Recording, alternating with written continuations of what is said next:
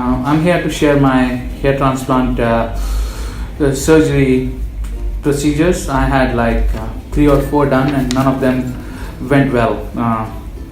So I started losing hairs in my early 20s, and I was looking for a solution through newspapers, internet, Google, even अपने दोस्तों से भी consult किया, and finally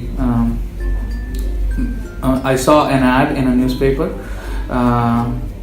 and I went to get a consultation there. The doctor there convinced me that they can give me a full set of hairs. They showed me pictures of celebrities, common people, famous people who had hair transplant done, and convinced me that they can do the same to me too. I was excited, and I decided कि मुझे hair transplant करवाना है. मैं गया और मैंने बहुत अच्छे से ट्रीट किया until the प्रोसीजर के दिन भी मुझे बहुत अच्छे से ट्रीट किया, एंड फाइनली मेरा प्रोसीजर हुआ. प्रोसीजर करीबन 7 या 8 घंटे चला. उसके बाद डॉक्टर आए. डॉक्टर ने जस्ट ऐसा ब्रीफ सा लुक किया, मुझे कहा everything went well. He was a foreign doctor. तो मुझे खुशी हुई. उसने मुझे कहा कि सब कुछ ठीक किया है. 4 या 5 दिन बाद मेरे रिलेटिव मुझसे मिलने आए, और उन्होंने कहा कि तेरा सर तो अभी भी खाली है, मतलब क्या किया है.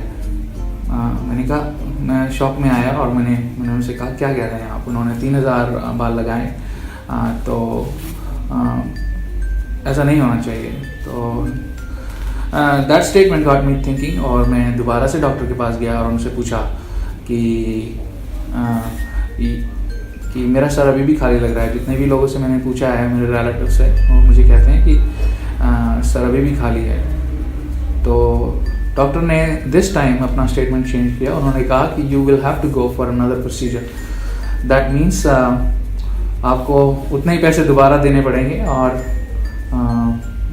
डेंसिटी आपका नहीं आता है एक बारी में. आपके 2 या 3 प्रोसीजर होने पड़ेंगे. And I was shocked. मैंने डॉक्टर को बोला, आपने पहली कंसल्टेशन में मुझे कहा था कि एक ही सिटिंग में सारा रिजल्ट आ जाएगा. सो आई फाइनली लेफ्ट अनसेटिस्फाइड, और 1 साल तक बहुत डिप्रेशन में गया because of very unnatural look they gave me. I fort constantly with them, and लड़ाई करके कैसे भी करके उनसे मैंने प्रोसीजर करवाया. लेकिन इस बार उन्होंने और भी ख़राब किया. इस बार मेरे सर पे स्वेलिंग आया, स्कारिंग आया. बाल छोड़िए, बाल उन्होंने मुझे लगता नहीं 500 से ज़्यादा बाल लगाए, और वो भी बहुत अननेचुरल.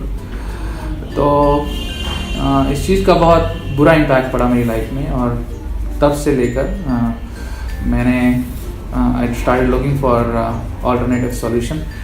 बहुत सारे डॉक्टर्स को कंसल्ट किया. कुछ ने बहुत ईमानदारी से बोला कि you have lost your donor area, you do not have hairs, enough hairs to be transplanted. और कुछ ने कहा कि they can still give me, but because of my prior bad experiences I did not wanted to fall under this trap again. So एक दिन मैं घर बैठा था अपने दोस्त के, तो उसने मुझे बताया कि उसके कज़न ने डॉक्टर एज क्लिनिक का से सर्जरी करवाया, and he is quite satisfied with result.